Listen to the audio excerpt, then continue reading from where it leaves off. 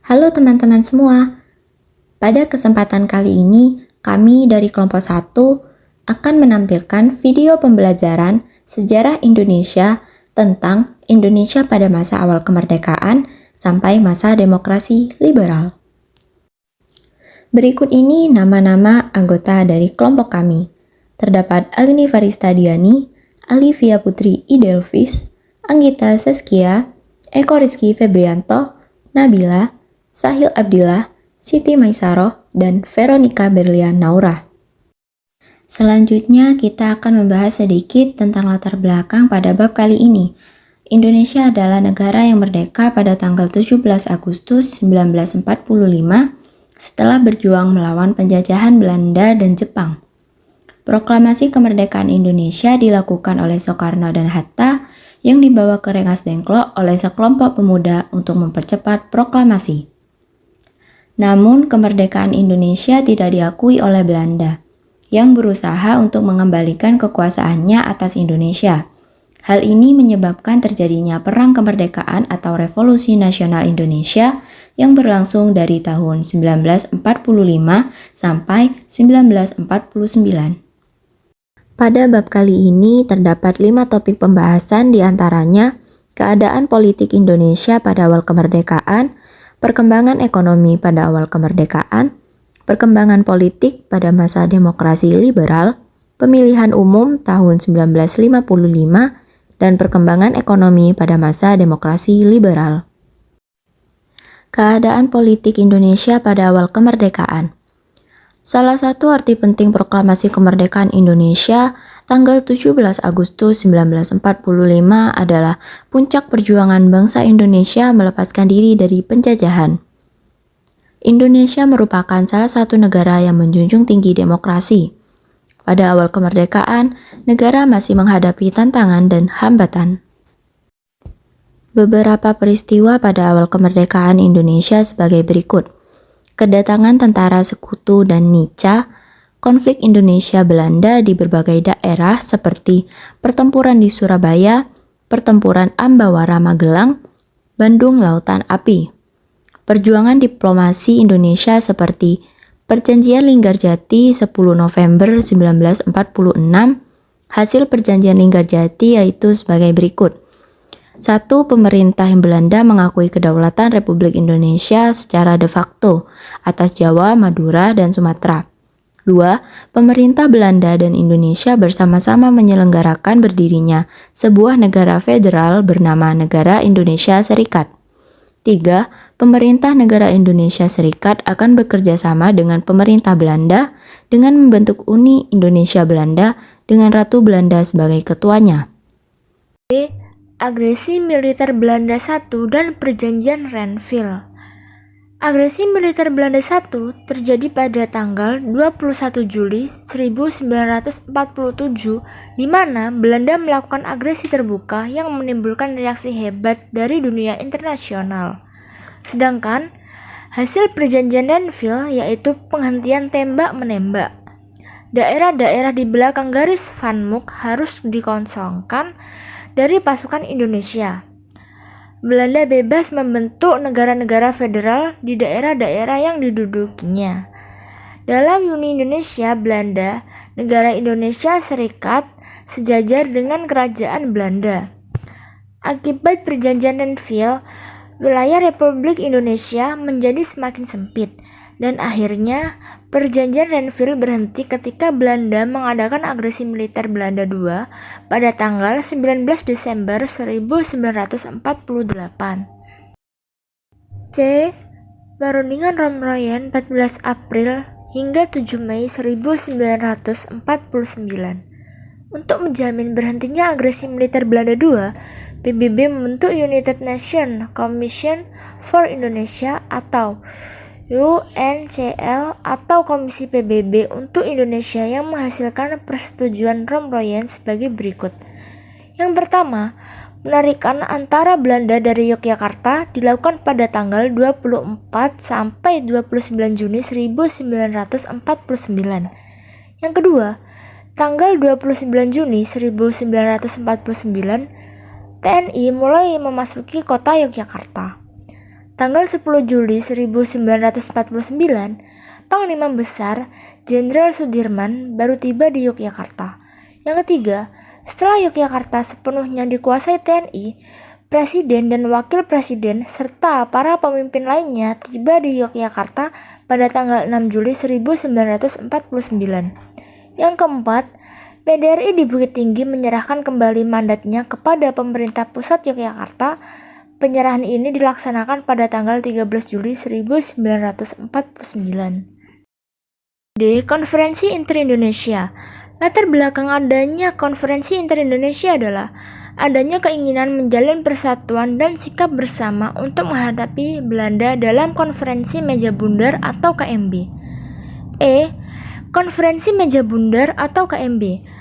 KMB dibuka di Rijksdeel, Den Haag, Belanda pada tanggal 23 Agustus 1949. KMB diikuti oleh delegasi Indonesia, Muhammad Hatta, BFO Sultan Hamid II, pihak Belanda, dan UNCL.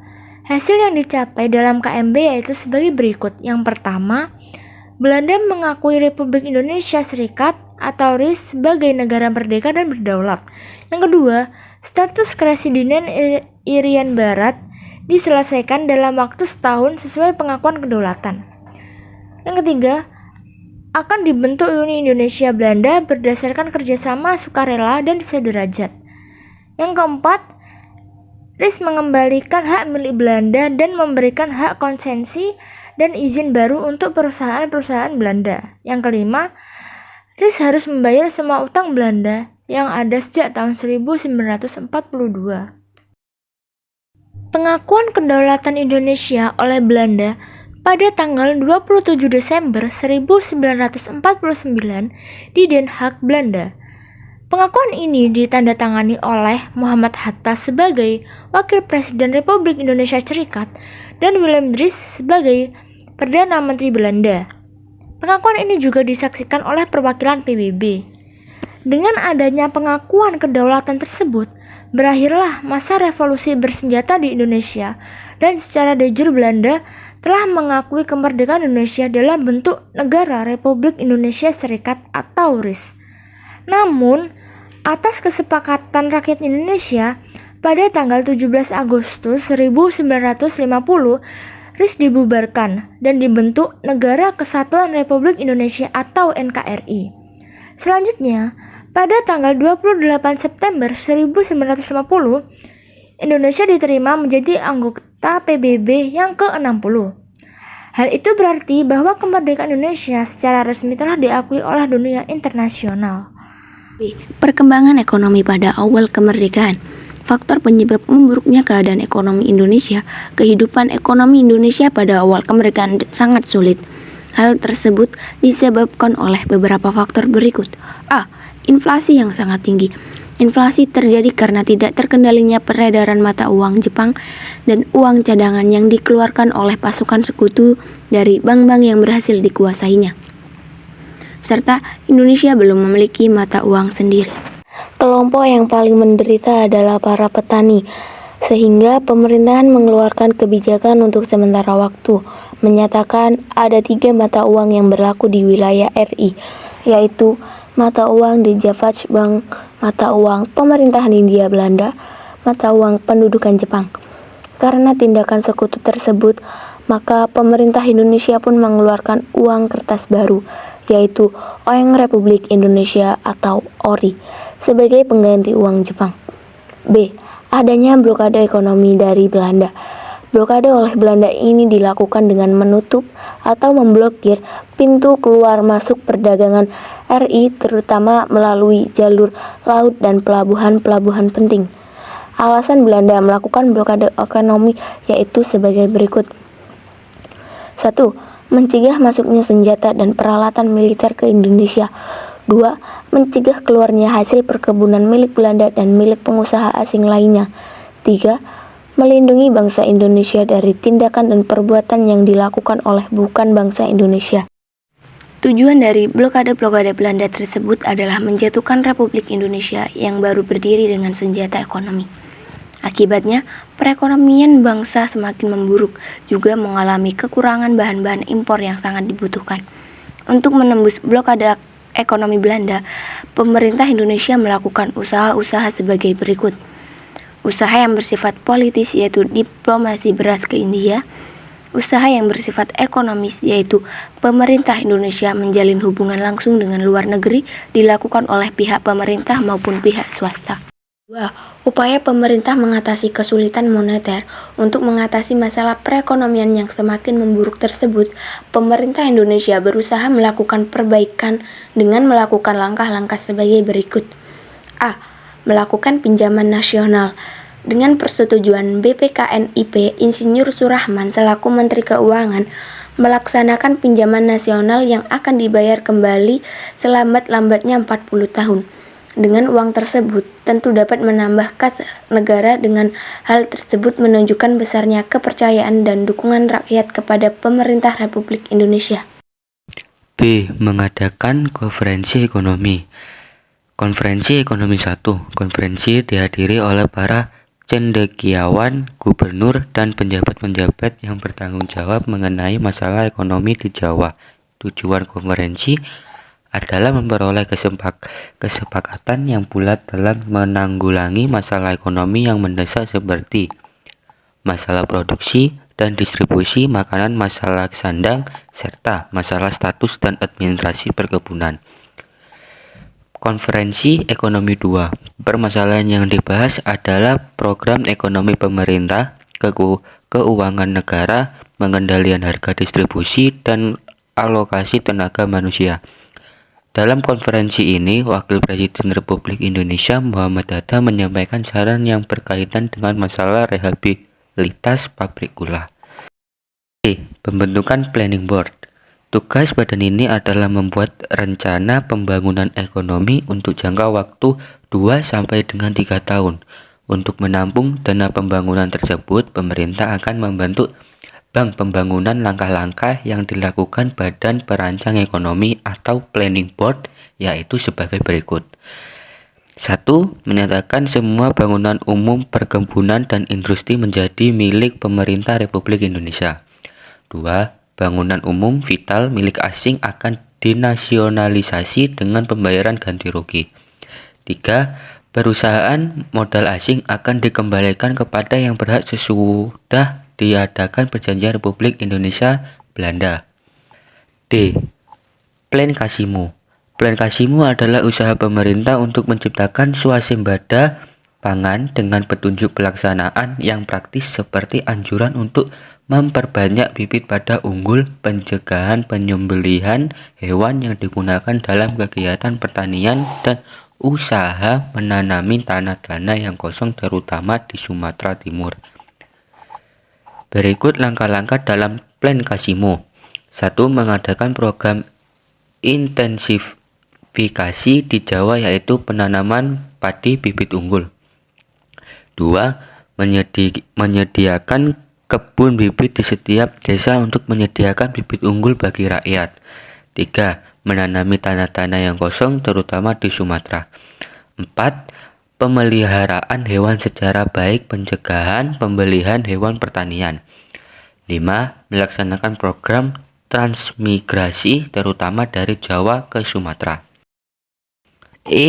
Rekonstruksi dan rasionalisasi angkatan perang. Rekonstruksi dan rasionalisasi angkatan perang diprakarsai oleh Wakil Presiden Dr. Muhammad Hatta dengan tujuan mengurangi beban negara dalam bidang ekonomi di samping meningkatkan efisiensi. Rasionalisasi ini meliputi penyempurnaan administrasi negara, angkatan perang, dan aparat ekonomi. F. Persatuan Tenaga Ekonomi atau PTE. PTE dipimpin oleh Dr. B. R. Motik. Tujuan PTE adalah menggiatkan kembali partisipasi pengusaha swasta. Dengan dibentuknya PTE ini diharapkan dapat melenyapkan individualisasi di kalangan organisasi pedagang sehingga dapat memperkokoh ketahanan ekonomi bangsa Indonesia. Pemerintah pusat menganjurkan agar pemerintah daerah mendukung usaha-usaha yang dilakukan oleh PTE. C. Perkembangan politik pada masa demokrasi liberal. Sistem politik pada masa demokrasi liberal banyak mendorong berkembangnya partai-partai politik karena demokrasi liberal menganut sistem multipartai. Berikut sisi positif dan negatif dari sistem multipartai. Sisi positif dari sistem multipartai yaitu sebagai berikut. A. Menempatkan kalangan sipil sebagai pelaksana kedaulatan rakyat dan pemerintah. B. Menempatkan kekuasaan presiden yang terlalu besar karena wewenang pemerintah dipegang oleh partai yang berkuasa. C. Menghidupkan suasana demokrasi di Indonesia karena setiap warga berhak berpartisipasi dalam politik. 2. Sisi negatif dari sistem multipartai yaitu sebagai berikut. A. Ada kecenderungan yang terjadi persaingan yang tidak sehat di parlemen maupun kabinet. B. Sejumlah partai cenderung menyuarakan kepentingan kelompoknya sendiri, bukan kepentingan rakyat. Selama berlakunya Undang-Undang Dasar 1945, pemerintah Republik Indonesia diwarnai dengan pergantian 7 kabinet secara berturut-turut, yaitu sebagai berikut. 1. Kabinet Natsir 6 September 1950 sampai 21 Maret 1951. Program kerja dari Kabinet Natsir antara lain sebagai berikut. A. Menggiatkan usaha keamanan dan ketentraman. B. Konsolidasi dan menyempurnakan pemerintahan. C. Menyempurnakan organisasi angkatan perang. D. Mengembangkan dan memperkuat ekonomi rakyat. E. Memperjuangkan penyelesaian masalah Irian Barat. 2. Kabinet Sugiman 27 April 1951 sampai 3 April 1952. A. Menjalankan berbagai tindakan tegas sebagai negara hukum untuk menjamin keamanan dan ketentraman serta menyempurnakan organisasi alat-alat kekuasaan negara. B. Membuat dan melaksanakan rencana kemakmuran nasional dalam jangka pendek untuk mempertinggi kehidupan sosial ekonomi rakyat dan mempercepat usaha penempatan bekas pejuang dalam pembangunan. C. Menyelesaikan persiapan pemilu untuk membentuk Dewan Konstituante dan menyelenggarakan pemilu dalam waktu singkat serta mempercepat terlaksananya otonomi daerah. D. Menyiapkan undang-undang pengakuan serikat buruh, perjanjian kerjasama, penetapan upah minimum, dan penyelesaian pertikaian buruh. E. Menjalankan politik luar negeri bebas aktif. F. Memasukkan Irian Barat ke dalam wilayah Republik Indonesia secepatnya. 3. Kabinet Wilopo 3 April 1952 sampai 2 Juni 1953. A. Mempersiapkan pemilihan umum. B. Berusaha mengembalikan Irian Barat ke dalam wilayah Republik Indonesia. C. Meningkatkan keamanan dan kesejahteraan. D. Memperbaharui bidang pendidikan dan pengajaran. E. Menerapkan kebijakan luar negeri yang independen dan aktif. 4. Kabinet Ali Sastroamidjojo I 31 Juli 1953 sampai 12 Agustus 1955. A. Program dalam negeri, antara lain meningkatkan keamanan dan kemakmuran, serta segera diselenggarakan pemilihan umum. B. Pembebasan Irian Barat secepatnya. C. Program luar negeri, antara lain pelaksanaan politik bebas aktif dan peninjauan kembali persetujuan KMB. D. Penyelesaian perselisihan politik. 5. Kabinet Burhanuddin Harahap 12 Agustus 1955 sampai 3 Maret 1956. A. Mengembalikan kewibawaan moral pemerintah. Dalam hal ini, kepercayaan Angkatan Darat dan Masyumi. B. Akan dilaksanakan pemilihan umum, desentralisasi, memecahkan masalah inflasi, dan pemberantasan korupsi. C. Perjuangan mengembalikan Irian Barat ke Republik Indonesia. 6. Kabinet Ali Sastroamidjojo II 20 Maret 1956 sampai 14 Maret 1957. A. Pembatalan KMB. B. Perjuangan mengembalikan Irian Barat ke pangkuan Republik Indonesia. C. Pemulihan keamanan dan ketertiban, pembangunan ekonomi, keuangan, industri, perhubungan, pendidikan, serta pertanian.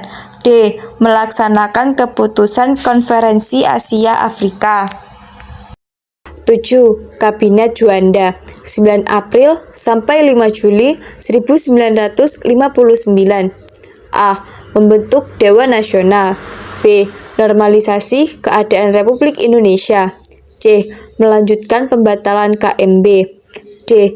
Memperjuangkan Irian Barat kembali ke Republik Indonesia. E. Mempercepat pembangunan. Usia kabinet yang hanya sesaat tidak mungkin melaksanakan program kerjanya secara tuntas. Pembangunan masyarakat, bangsa, dan negara tidak dapat terlaksana karena para pemimpin partai yang menjadi menteri hanya memikirkan kepentingan partainya. Hal ini menunjukkan bahwa sistem demokrasi liberal tidak cocok bagi bangsa Indonesia, sebab tidak sesuai dengan cita-cita proklamasi, jiwa Pancasila, dan Undang-Undang Dasar 1945. Selanjutnya, D. Pemilihan umum tahun 1955. Yang pertama, sistem kepartaian. Pada masa demokrasi liberal, sistem kepartaian yang dianut adalah multipartai. Namun, hal tersebut menyebabkan sering terjadinya pergantian kabinet, karena partai cenderung memperjuangkan kepentingan golongan daripada kepentingan nasional. Kondisi itulah yang mendorong Presiden Soekarno mencari solusi untuk membangun kehidupan politik Indonesia yang akhirnya membawa Indonesia dari sistem demokrasi liberal menuju demokrasi terpimpin. Pada tanggal 3 November 1945, pemerintah mengeluarkan maklumat berupa gagasan pembentukan partai-partai politik, memunculkan kembali dan berhasil membentuk partai-partai politik baru. Berikut partai-partai politik tersebut, yaitu Majelis Syuro Muslimin Indonesia atau Masyumi, Partai Nasional Indonesia atau PNI, Partai Sosialis Indonesia atau PSI, Partai Komunis Indonesia atau PKI, Partai Buruh Indonesia atau PBI, Partai Rakyat Jelata atau PRJ, Partai Kristen Indonesia atau Parkindo, Partai Rakyat Sosial atau PRS, Persatuan Marhen Indonesia atau Permai, Partai Katolik Republik Indonesia atau PKRI. Yang kedua, latar belakang pelaksanaan pemilu tahun 1955. Pemilihan umum merupakan salah satu syarat agar sistem pemerintahan yang demokratis berfungsi. Pemilu tahun 1955 di Indonesia adalah pemilihan umum pertama setelah kemerdekaan pada tahun 1945. Pemilu tersebut diadakan untuk memilih anggota Badan Konstituante yang akan menetapkan UUD Indonesia. Proses pemilihan ini melibatkan berbagai partai politik, baik nasionalis maupun agama, yang aktif dalam arena politik saat itu. Yang ketiga, pelaksanaan pemilihan umum 1955. Diadakannya pemilu diharapkan dapat menciptakan stabilitas politik dan pemerintahan. Pemilu direncanakan pada tanggal 29 September 1955 untuk memilih anggota DPR, dan pada tanggal 15 Desember 1955 untuk memilih anggota konstituante atau Dewan Pembuat Undang-Undang Dasar. Penyelenggaraan pemilu pertama berdasarkan pada Undang-Undang Nomor 7 Tahun 1953 dan Peraturan Pemerintah Nomor 9 Tahun 1954. Yang keempat, hasil pemilihan umum tahun 1955. Pemilu yang berhasil dilaksanakan pada tahun 1955 tersebut memunculkan 4 partai terkemuka yang meraih kursi terbanyak di DPR dan konstituante. Keempat partai tersebut adalah Majelis Syuro Muslimin Indonesia atau Masyumi, Partai Nasional Indonesia atau PNI, Nahdlatul Ulama atau NU, dan Partai Komunis Indonesia atau PKI. Perkembangan ekonomi pada masa demokrasi liberal. 1. Kondisi ekonomi Indonesia pada masa demokratis liberal. Pada masa demokratis liberal, perekonomian diberikan kepada pasar untuk mengaturnya. Kebijakan tersebut mengakibatkan adanya ketimpangan sosial antara pengusaha pribumi dengan pengusaha non-pribumi karena adanya ketidakmampuan dalam bersaing di pasar. Keadaan ekonomi dapat bervariasi tergantung pada faktor-faktor seperti stabilitas politik, kebijakan pemerintah, dan kondisi global. Pada masa demokrasi liberal, kondisi ekonomi Indonesia masih sangat buruk. Buruknya kondisi ekonomi tersebut disebabkan oleh hal-hal berikut. Yang pertama, politik keuangan pemerintah Indonesia tidak dibuat di Indonesia, tetapi dirancang di Belanda. Kedua, pemerintah Belanda tidak mewarisi ahli-ahli yang cukup untuk mengubah sistem ekonomi kolonial menjadi sistem ekonomi nasional. Tiga, defisit yang harus ditanggung oleh pemerintah Republik Indonesia pada waktu itu sebesar 5,1 miliar rupiah. 4. Tidak stabilnya situasi politik dalam negeri. 5. Setelah pengakuan kedaulatan dari Belanda pada tanggal 27 Desember 1949, bangsa Indonesia menanggung beban ekonomi dan keuangan. 6. Ekspor Indonesia hanya bergantung pada hasil perkebunan. 7. Angka pertumbuhan jumlah penduduk yang besar. Usaha untuk memperbaiki perekonomian. A. Gunting Syarifuddin. Menteri Keuangan Syarifuddin mengambil langkah untuk mengatasi defisit anggaran sebesar 5,1 miliar dengan menerapkan Gunting Syarifuddin. Melalui surat keputusan Menteri Keuangan RSS nomor 19 Maret 1950, uang dengan nilai Rp 2,50 ke atas dipotong separuhnya. Kebijakan ini bertujuan mengurangi jumlah uang beredar agar sejalan dengan ketersediaan barang, dengan klaim bahwa rakyat kecil tidak terkena dampak karena yang memiliki uang di atas Rp2,50 kebanyakan dari kalangan menengah dan atas. B. Sistem ekonomi gerakan benteng. Sistem ekonomi gerakan benteng yang diperkenalkan oleh Menteri Perdagangan Dr. Sumitro Joyo Hadikusumo bertujuan menumbuhkan kelas pengusaha di Indonesia.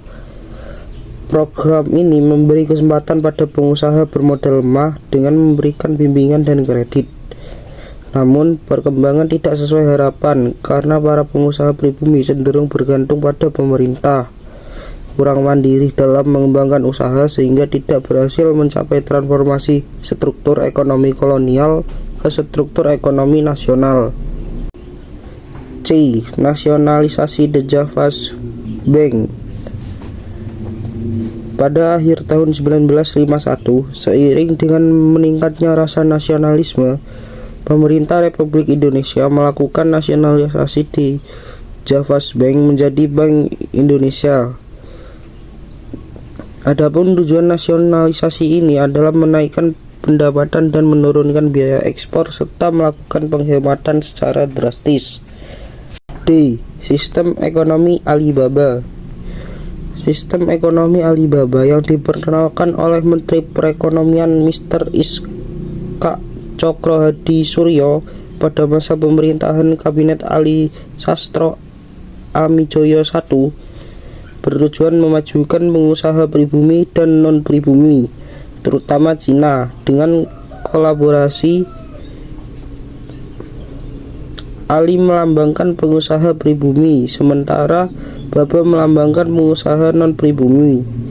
Namun, sistem ini gagal dalam perkembangannya karena pengusaha non-pribumi lebih berpengalaman dalam memperoleh bantuan kredit, mengakibatkan ketidakberhasilan upaya memajukan ekonomi Indonesia melalui kerjasama ini. Selanjutnya, Persetujuan Finansial Ekonomi atau FINEK. Pada masa pemerintahan Kabinet Burhanuddin Harahap, delegasi Indonesia dipimpin oleh Ida Anak Agung Gede Agung ke Jenewa untuk merundingkan persetujuan finansial ekonomi dengan Belanda. Kesepakatan dicapai pada 7 Januari 1956, termasuk pembubaran hasil konferensi meja bundar dan penekanan pada hubungan bilateral yang tidak terikat oleh perjanjian lain. Meski pemerintah Belanda menolak menandatangani, pemerintah RI memutuskan untuk sepihak membubarkan Uni Indonesia Belanda pada 13 Februari 1956, melepaskan diri dari keterikatan ekonomi. Tindak lanjutnya, pada 3 Mei 1956, Presiden Soekarno menandatangani Undang-Undang Pembatalan KMB, menyebabkan penjualan banyak perusahaan Belanda dan kendala bagi pengusaha pribumi untuk mengambil alih. Rencana Pembangunan 5 Tahun atau RPLT. Pada masa Kabinet Ali Sastromijoyo II, dibentuk Badan Perencanaan Pembangunan Nasional Biro Perancang Negara untuk merancang pembangunan jangka panjang. Insinyur Juanda diangkat sebagai Menteri Perancang Nasional. Rencana Pembangunan 5 tahun 1956 sampai 1961 disusun oleh biro tersebut.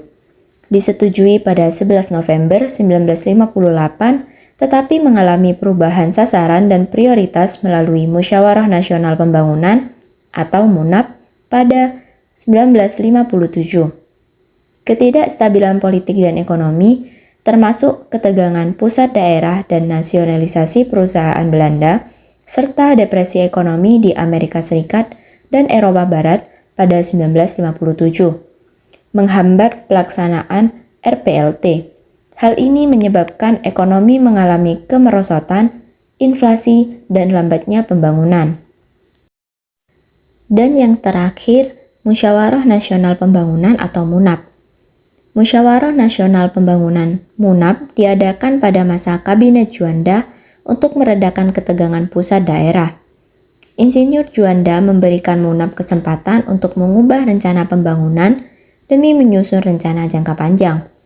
Sayangnya, pelaksanaan rencana tersebut terhambat oleh kesulitan menentukan prioritas dan tetap tingginya ketegangan politik. Pemberontakan PRRI atau Permesta pun meletus, memerlukan biaya besar yang meningkatkan defisit keuangan negara. Sementara itu, ketegangan politik dengan Belanda mengenai Irian Barat mencapai puncak, memicu konfrontasi bersenjata. Demikian video pembelajaran dari kelompok 1. Terima kasih telah menonton dan belajar bersama kami. Semoga video kali ini dapat bermanfaat bagi teman-teman semua. Sampai jumpa.